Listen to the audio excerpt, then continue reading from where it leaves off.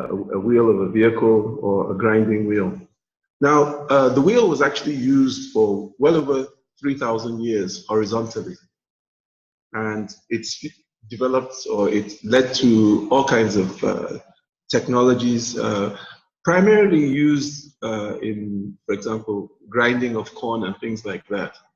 But one day somebody had the smart brainwave to turn that wheel from being horizontal to being vertical. And that simple innovation led to transportation as we know it.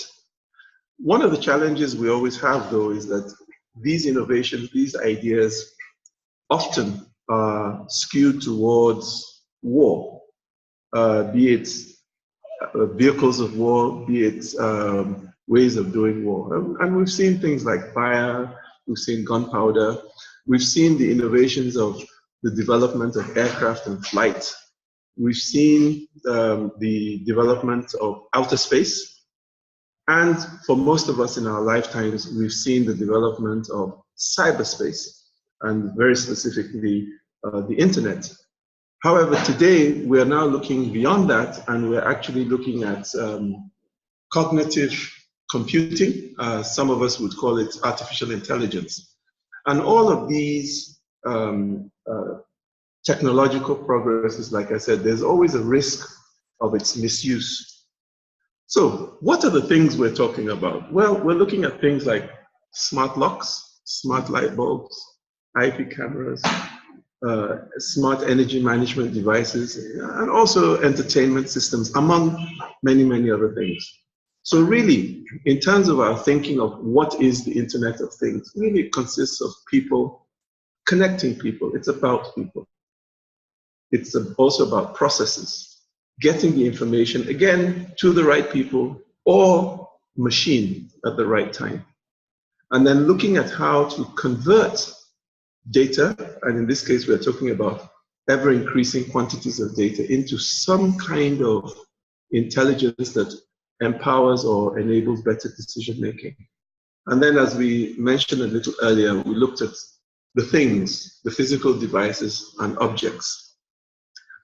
Now, we have to be a bit introspective here. Cyber, there's a lot of ambiguity.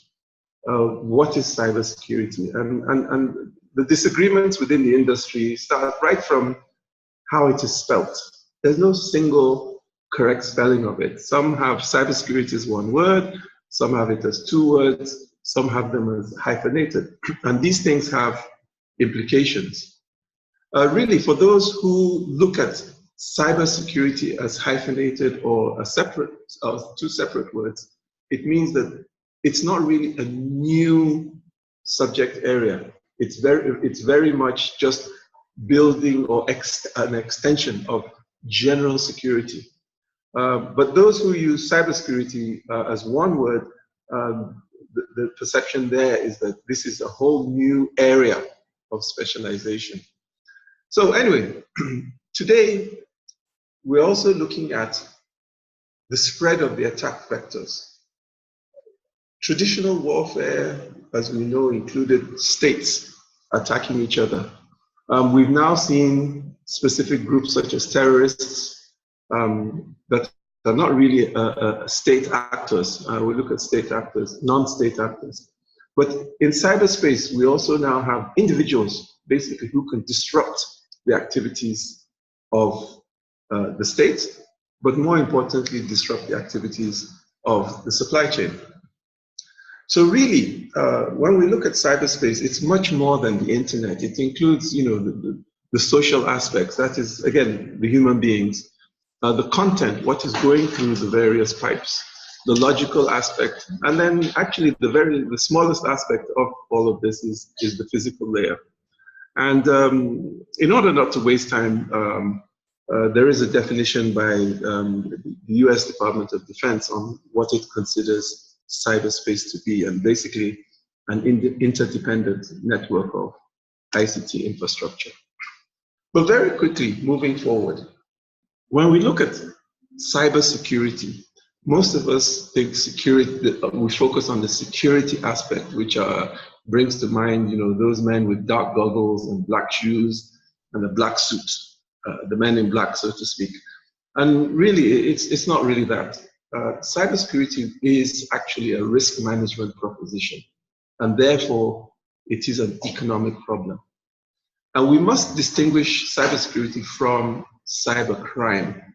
And really, cybercrime, a crime is something that must be backed up by a document that defines such an activity as A, a crime, and B, the sanction for it. And then cyber war is a whole new area. And basically, it's the ability of one side to disrupt the knowledge infrastructure of another side. Critical thing about cyber war that we have seen so far is that it's extremely asymmetric. A young man can sit down in his house and use his Wi-Fi for a minimum amount of money and basically take down a military infrastructure, a satellite, a drone, a communication system. A friend of mine once famously said, cyber criminals operate at the speed of light, while law enforcement moves at the speed of law. And this disconnect forces us to really ensure that we plan ahead, because we will never be able to keep up with the bad guys or girls, as the case may be. And therefore, we have to make sure that the good guys do a lot of forward thinking and planning. So very quickly, why do people commit cybercrime? Well, as we would rightly guess, I think money is a major factor.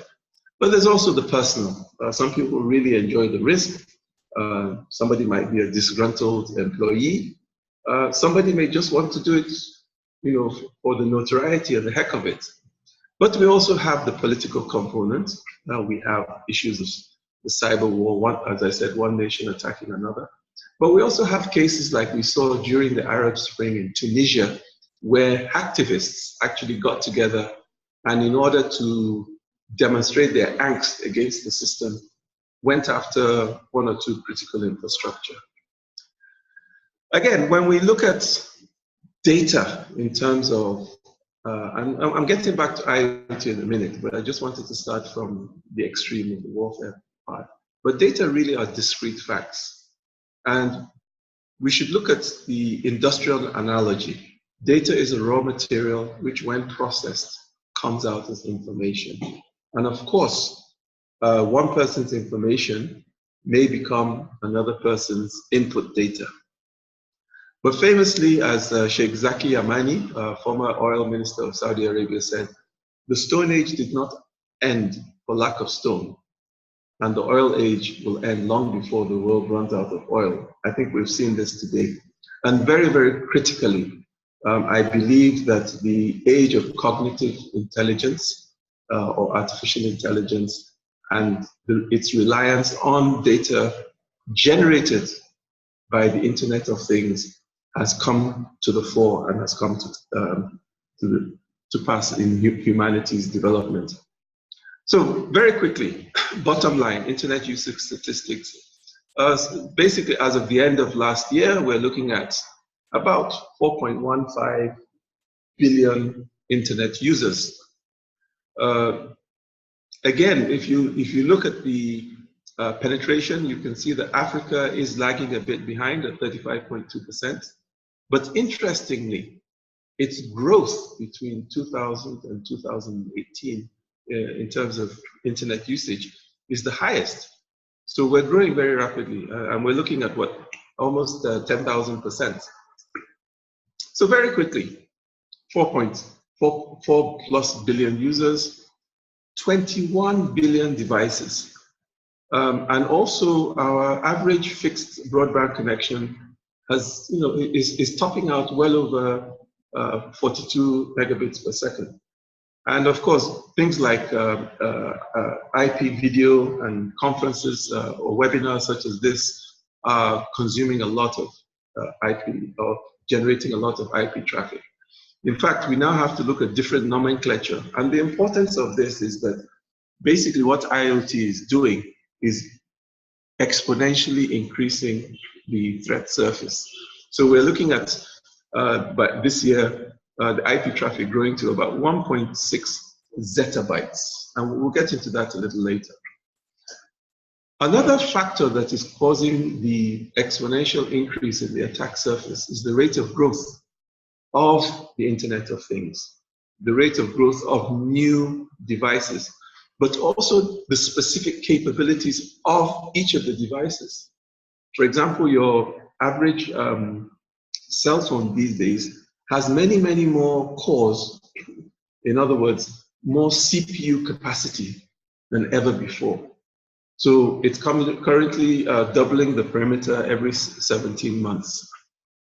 Forgive my posing here, but this gentleman I'm standing with is Vint Cerf, and he's one of the co-founders or co-fathers of IP, the Internet Protocol, which is it is the underlying protocol of the Internet. And I mention this because it's important for us as a country to move away from IP4. IP4 basically was a protocol developed back in 1981. Its address size is 32 bits, and that means that the total number of addressable nodes is 4.3 billion. We live in a society, or we live in a global society, where 4.1 billion humans are already using. And if you regard each on average as a node, you can see it's almost filled up. And if you remember from an earlier slide, we have over 21 billion devices, which means we've long surpassed the carrying capacity of IPv4. So what's the carrying capacity of IPv6, which was developed in 1999 and has an address size of 128 bits? Basically, the carrying capacity is 340 undecillion, or 3.4 times 10 to the power of 38. So that's a much broader, again, attack surface. And frankly, with IPv6, it makes it a much more safe attack surface environment. So again, we do use with IPv4 network addressing and the like, but the point is that as a society, we really need to move forward on this. And I've tried to engage government at various levels, but at least let all new government-funded projects ensure that they adhere to IPv6, because those are the projects that are going to actually carry a lot of IoT devices.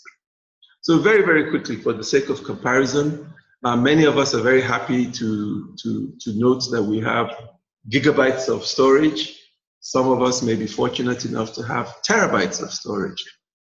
Now, when you look at the kind of data produced by CERN in Geneva, Switzerland, the particle physics laboratory,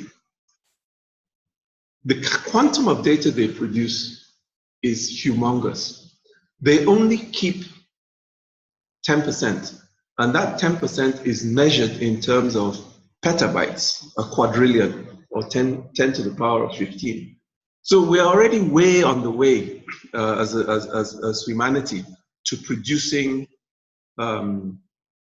very, very large amounts of data. And in fact, if we are not careful, we are going to start nibbling at the extremities of the zettabyte, which comes back to IPv6 before we know it.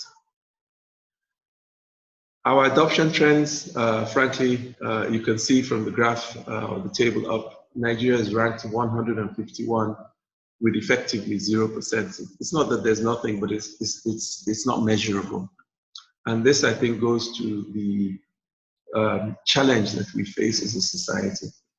So, as I've said, it's very important that government and others, but let's start, at least government, we know that it's our collective budget that goes into these projects, need to be IPv6 compliant. It's not a trivial activity.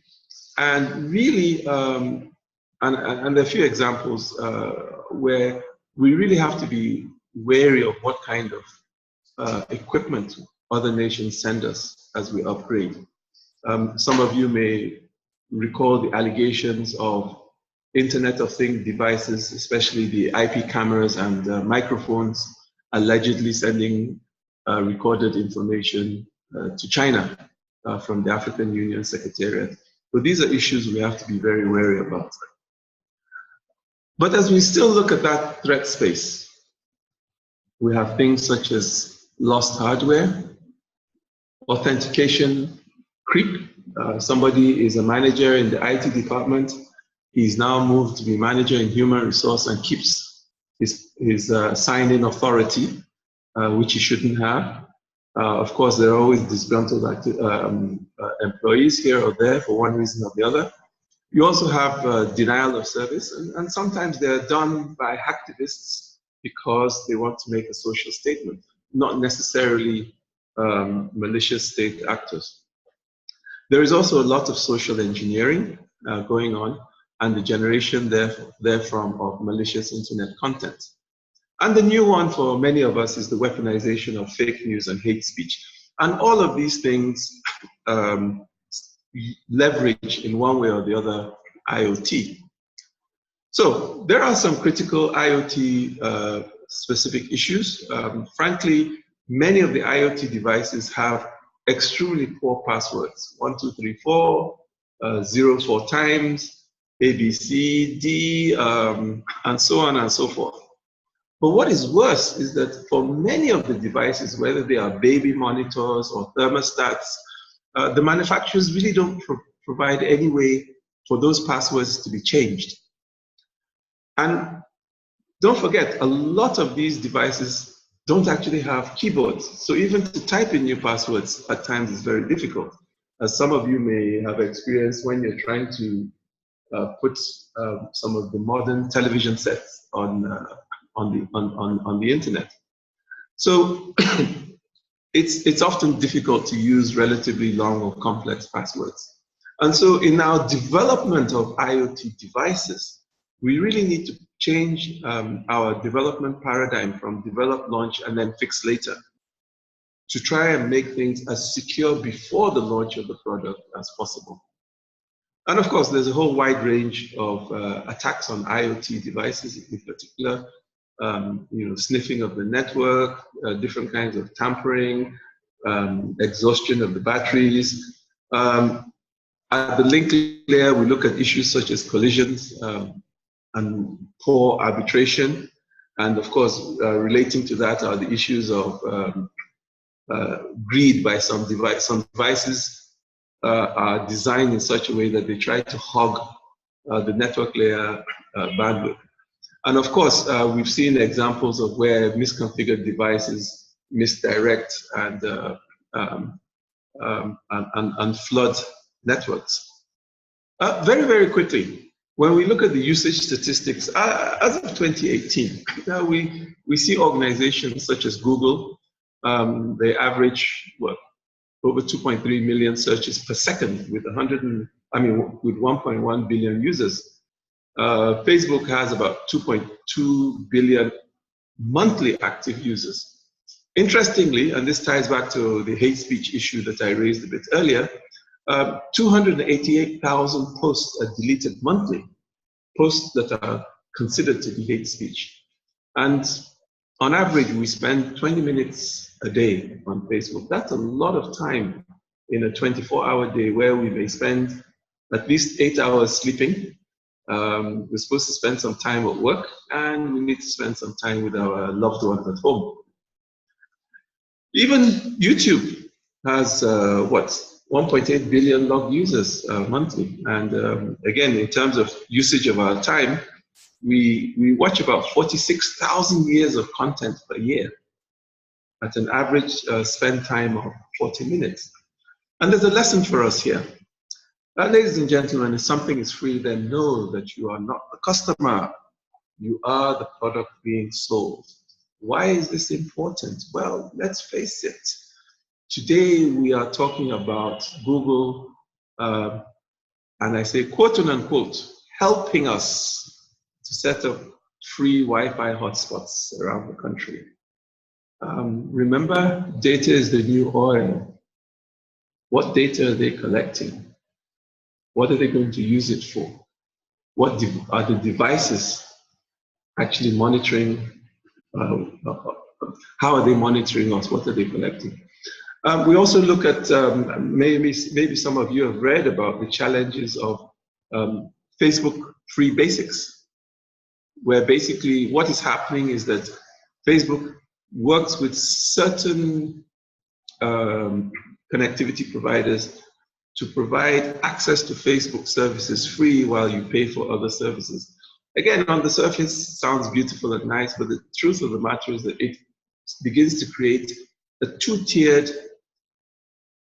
network experience or access, two-tiered access, which means that people who are socioeconomically disadvantaged have access to the free, limited, slower Act 1, and those who can pay have access to a much broader, faster product or service.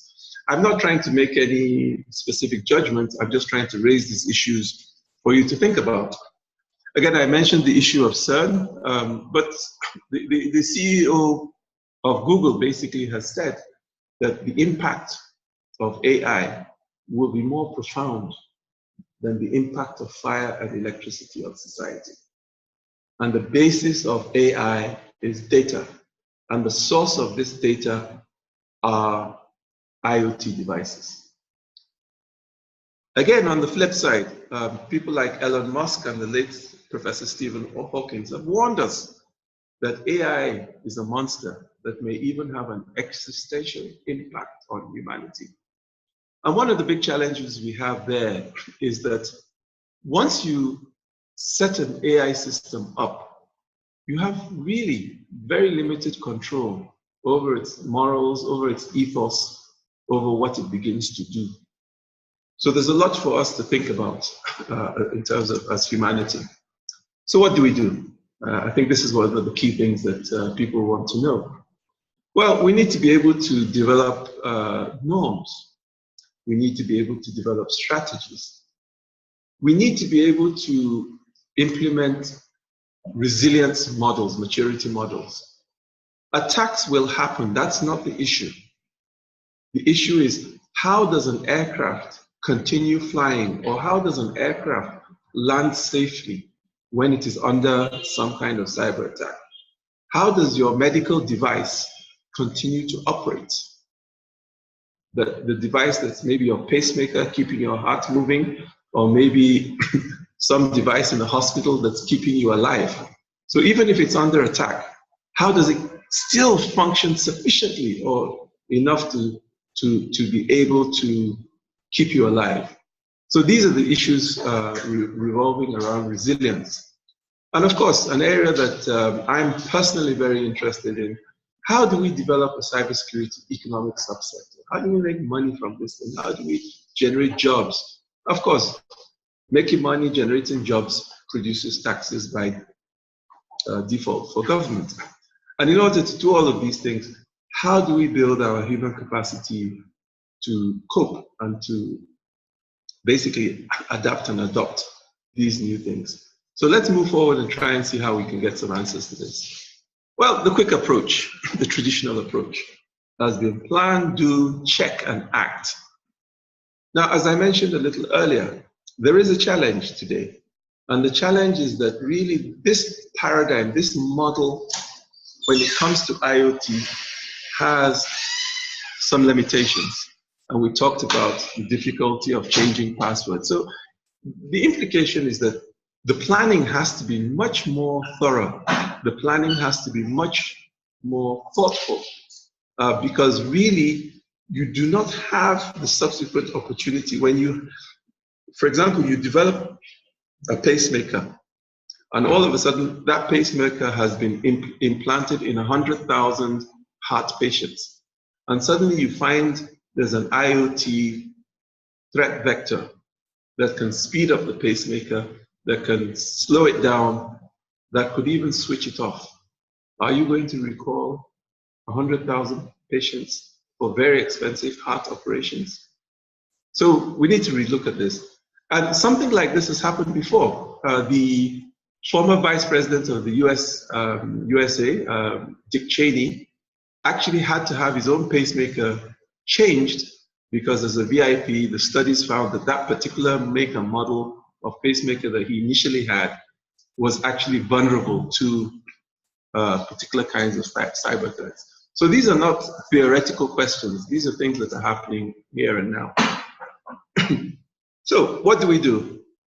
Well, frankly, we must have some kind of cyber strategy. Prevention is always better than cure. But the truth is that it's going to happen. When is the issue, not if. So we must be able to develop resilience, as we mentioned earlier. Of course, we need to increase awareness. And it's not just increasing awareness in terms of general awareness for the user population, but also awareness of the paradigm shift for the developer population, for the developers to be able to say, look, we need to think a little more proactively. We need to be able to look at improved controls. And of course, we need to look at privacy of our data, because when these machines generate, for example, we've had cases of Alexia that records conversations and sends them to other parties. So these things are real and they've happened. So at the strategic level, whether it's a national strategy in terms of ministerial level or the board of an organization, we do need to look at, they do need to ask themselves some questions. They do need to educate themselves as to the significance of cybercrime. Indeed, if you look at the Cybercrimes Prohibition and Prevention Act of 2015, there are actually some clauses there that if you're a director of a company and data from presumably IoT devices goes to the wrong place, for example, an ATM, you are liable, not only to a 7 million naira fine, but potentially 5 years jail term. You have to ask, what risk management has the organization put in place? What risk management issues or concerns is the nation addressing? And of course, in all these things, somebody must have oversight. Are they able to provide such oversight? Of course, you must weigh the legislation and regulation relating to these things, the policy and the framework, and very importantly, what kind of standards are in place and what are the compliance levels with those standards. So basically, our response plans need to really identify some of the challenges, the risk, some kind of risk assessment and governance issues. We need to be able to provide some kind of protection and develop and implement the appropriate safeguards. We also need to be able to detect by identifying the occurrence of any event as soon as possible. And definitely we need to be able to respond. And usually response requires planning in advance, cyber drills, for example, and mitigation, and the capacity to actually analyze when something is going wrong. And very importantly, no matter what happens, because it will happen, you need to have the capacity to recover, to restore, and to continue. Again, ISOCng, for example, asks boards, but I'm extending this notion to the strategic players. What are the security frameworks we have in place? Do we know what the top 5 security risks that our nation or any organization face? How are people made aware of their role as it relates to cybersecurity? For example, many of us have young children. For those who don't, we have nieces, nephews. And when I say young, you're looking at, say, between 5 and 10 years old. Give them a tablet, give them a phone, see the magic and the wonderful things they do. Who's teaching them how to be secure? These are the questions we need to ask ourselves. Are both external and internal threats considered? Many times we think everything comes from outside without appreciating that a lot of times certain challenges are from within.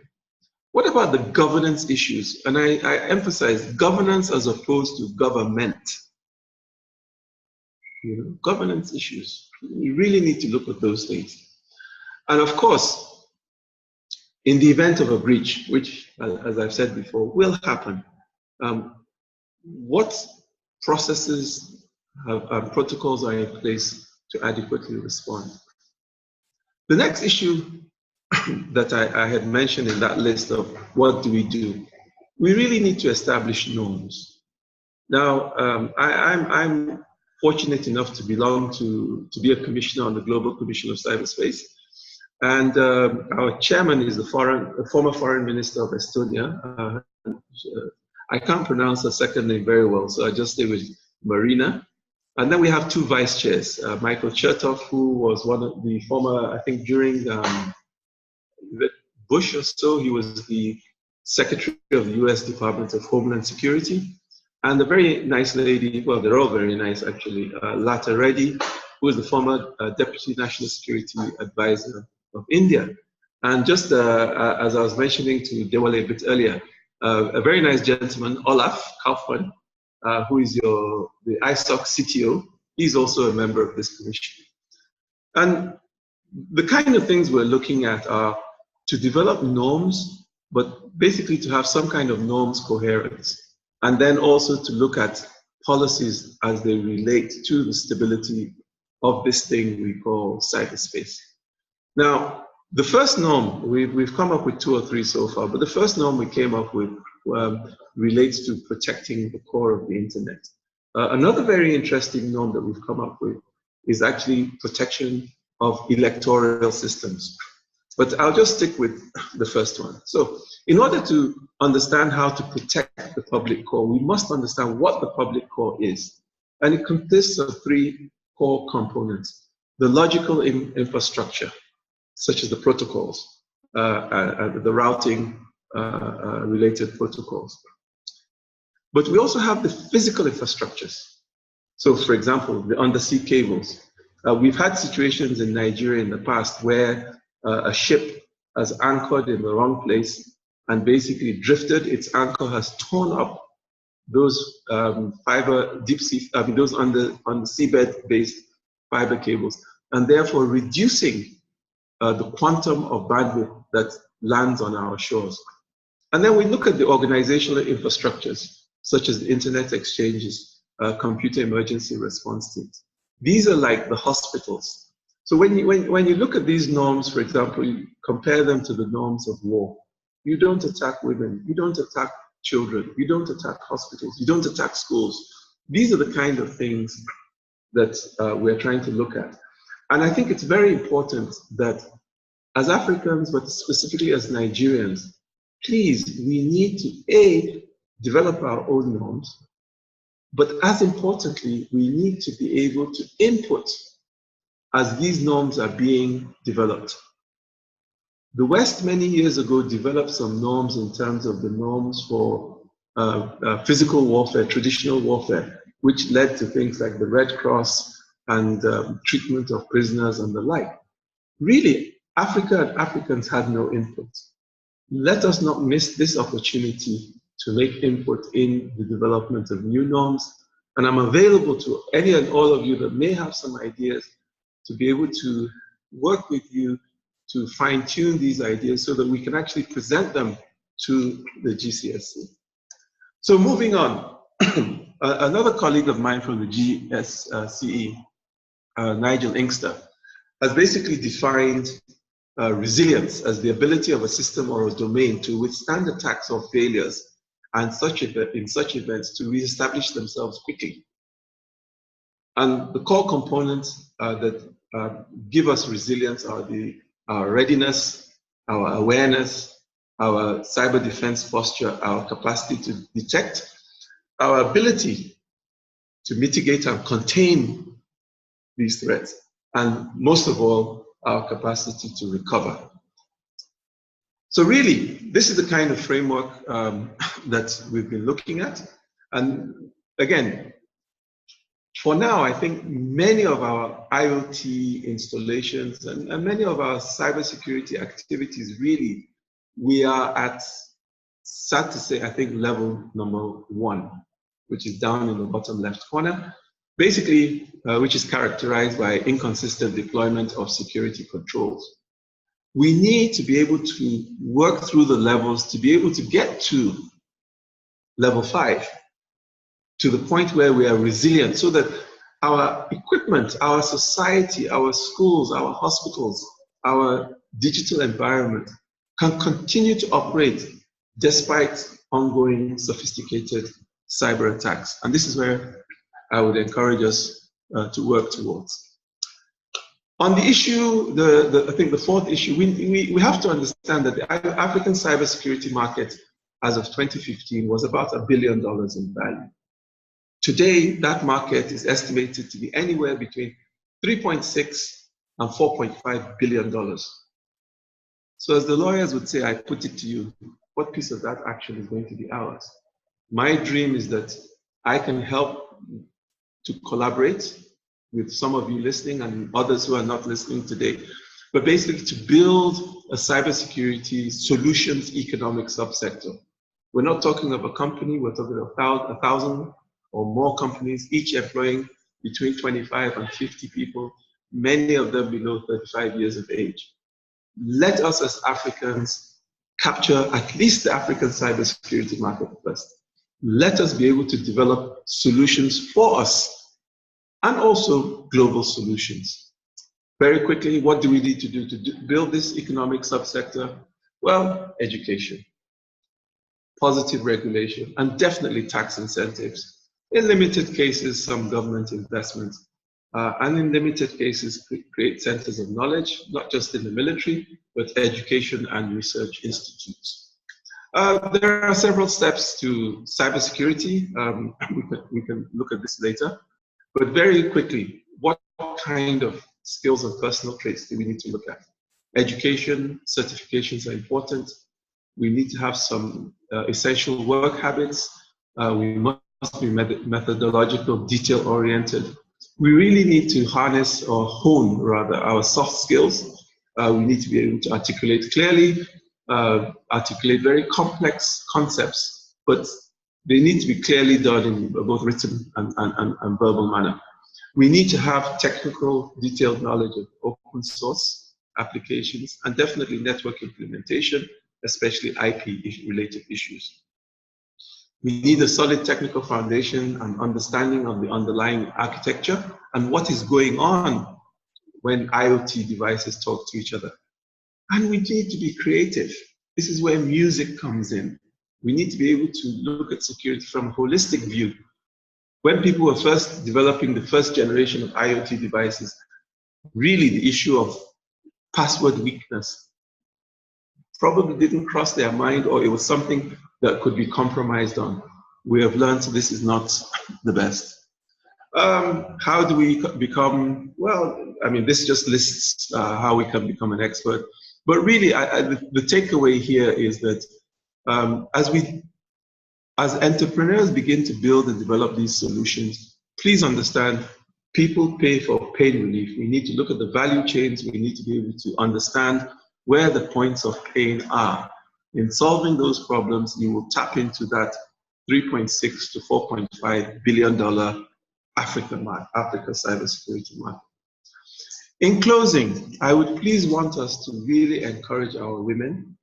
If you notice some of the issues such as the soft skills, the technical capabilities, attention to detail, patience, these are things that frankly women have in relative abundance to our menfolk. And just as importantly, there are women such as Lara Wokedi, Rekia Shaibu, Maureen Jato, Zarifa Mustafa, Wumi Adetukumba, who have already broken through. So it's not a mission impossible, but I would encourage our sisters, our daughters, the ladies in our lives to please look at the big data issues, but look at how to defend the Internet of Things, especially the devices. So on that note, I would say thank you very, very much for your time and efforts. Thank you for listening, and I really appreciate it. I wish you all well. Thank you very much, Mr. Abdulhakeem. Indeed, it's been worth minutes spent. We are so grateful. Thank you very much. Yeah, so the floor is open to participants. If you have questions, kindly signify by raising up your hand using the platform. Virtually raise your hand so that we can know and plan. You have just a minute each. We have just one person Emedion Akpabio. Any other person? So in the meantime, Emedion Akpabio, you have the floor. Unmute your mic and let's hear your question. Okay, thank you very much, Mr. Speaker.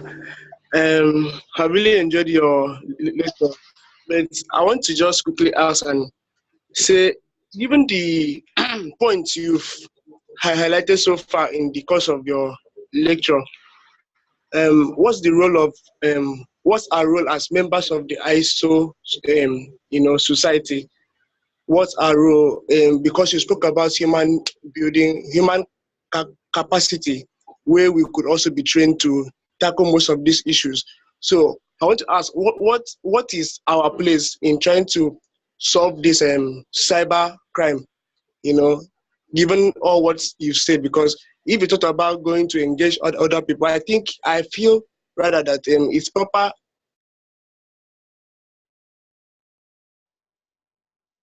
starts from us. So I want to ask, what is the society doing to help us? That's my question.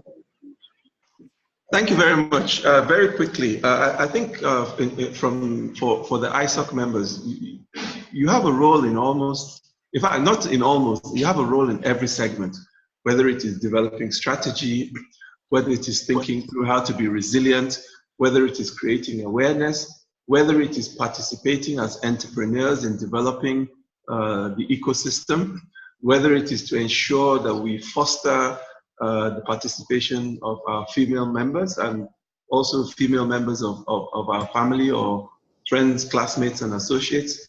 So I think right across the board, I think the key thing that ISOC members bring to the table is a relatively higher level of knowledge, a relatively higher level of exposure, because you're already in the field, you're already dabbling in these things.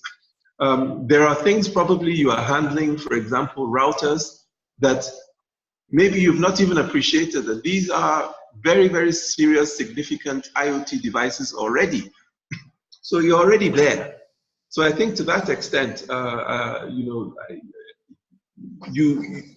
ISOC members actually are the vanguard. And that's one of the reasons I was particularly happy to come and speak to all of us today. Thank you very much, Mr. Abdulhakeem. So the next person is M.A. Galadima. You have the floor. Your question. A minute, please. Kindly unmute your mic, Mr. Galadima.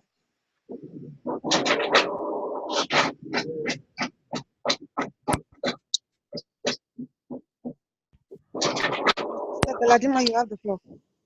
Mr. Akpabio, kindly mute your mic. Thank you. Okay. Thank you.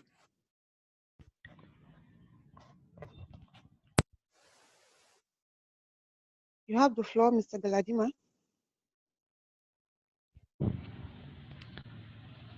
Hello? Hello, we can hear you clearly.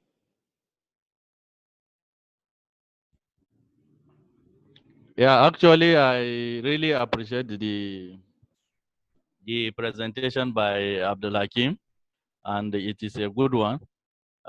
We as the ISOC members have a lot to contribute, especially if you look at the Internet of 18 and the rate at which our society are using the Internet, especially in Africa. We have a lot to contribute. Contributing in the sense that there are a lot of issues that is happening, like he rightly expressed to the meeting that we have many aspects that we need to participate in it. Basically, like the cybercrime, the cyber war, and a lot more that he have expanded. Like developing the natural, regional, and what have you, we have a lot to do. Like there are some companies that are there, like the Variant Software, and a lot of them that can help fight this kind of thing by enlightening the public, by helping the security agents to be resilient in their institutions, and a lot of things which will go a long way by the internet society. We need to tell our society that this internet of 18 is not the place that you come to make money or just to have fun in distracting the government and a lot of issues. So we need to look at that.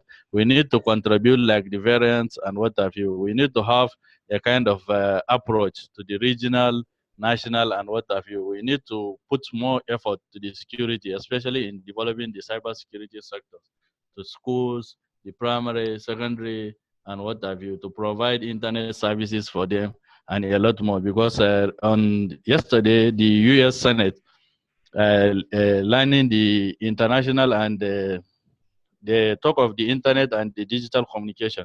They examine the internet, the impact of the global internet governance, which is one of the key things we look at. We contribute to our government. We do a kind of open source security. What do we call open source security? It's about the interconnectivity of the individuals to the security agencies, to the traditional rulers, to the local populace. We interconnect and see how we can help each other. We have to thank you very much. I think this I can just stop from here. Thank you. Thank you very much, Mr. Galadima. Yeah. So if there are no other questions. Well, I'd like to address a couple of issues brought up on the text. Okay. Yes. Thank you, sir. Go ahead.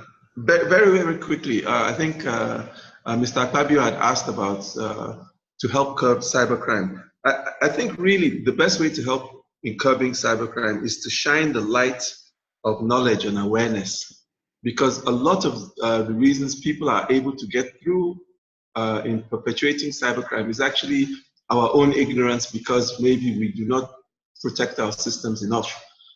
Quite honestly, very few of us would go out with a car or a motorcycle and leave the key, and then park it, leave the key and go away. Or we wouldn't leave home without locking our doors. So I think these are the basic things we first have to learn. You find that our cyber hygiene is not really where it needs to be.